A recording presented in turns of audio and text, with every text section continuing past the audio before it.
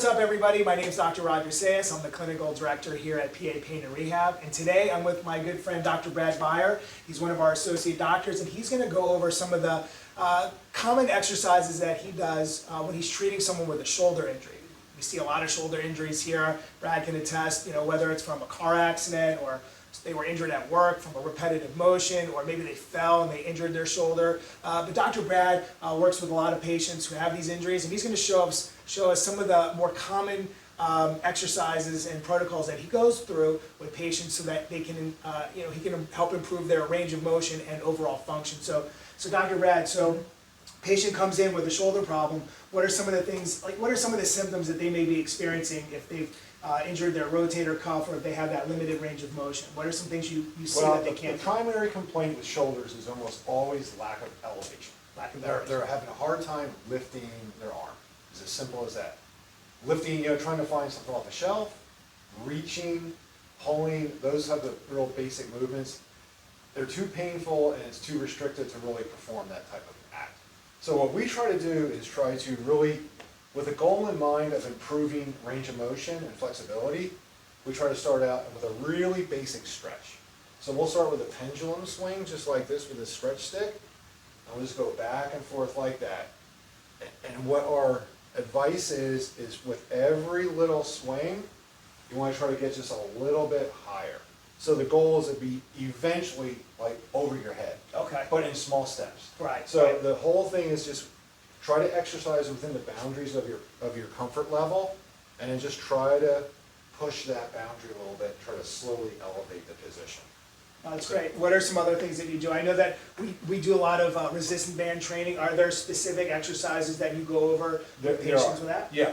What you're trying to do if you're trying to strengthen the shoulder, you want to try to do it piece by piece. So what we like to do here is really target what's called the rotator cuff, which is that's the muscle group that allows you to swing your arm back and forth this way and also elevate that way. So the way we do it with that is resistance bands. So we'll do an exercise where we tuck the elbow and we'll swing it out just like that. And that targets these posterior shoulder muscles.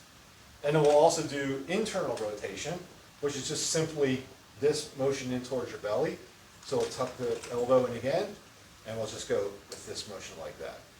So it's really trying to target small muscle groups to try to restore the function of the shoulder. Okay. What are some other things? What do you find that's really helpful that the patients go, wow, this really feels good. I feel like this is making a big difference. I know that we talked about wall crawls. Wall crawls are a really good, effective one. Very, very simple. Wall crawls are basically face the wall and allow your fingertips to kind of like crawl up like a spider. And they'll actually pull your arm up.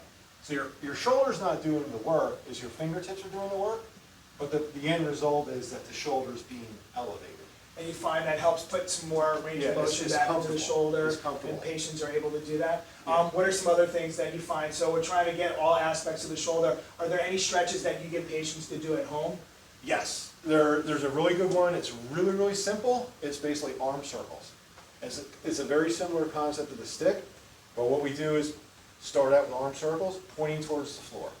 So we'll do sets of 5. And on your 5th rep, you go up about 10 degrees. So just like very slowly but surely, every 5th rep, you're moving your shoulders up a little bit. And with that repetitive motion, try to ease the shoulder discomfort.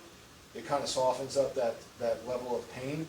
And you're hopefully trying, by the end, when a patient starts to really recover, you're hopefully like, above the head, above the shoulders with that elevation. What would you say if a patient is watching this video, or a person's watching this video right now, and they're having a shoulder problem? Obviously, if they're having a shoulder problem, you should always get that evaluated, but is there something that you would recommend at home that they do to help, maybe if they were really acute, is there something to help bring down the pain a little bit? If they're very acute, are you saying if they've already seen us, or they're No, just not really sure? No, they're not sure what to do, but is Okay. there something they could do right now to help, calm the shoulder down until they got some relief somewhere? Typically, it's either heat or ice, one or the other. Some people respond much better to heat, others respond much better to ice. Awesome. Ice slows the metabolism down, where the spasm will not be able to maintain its strength.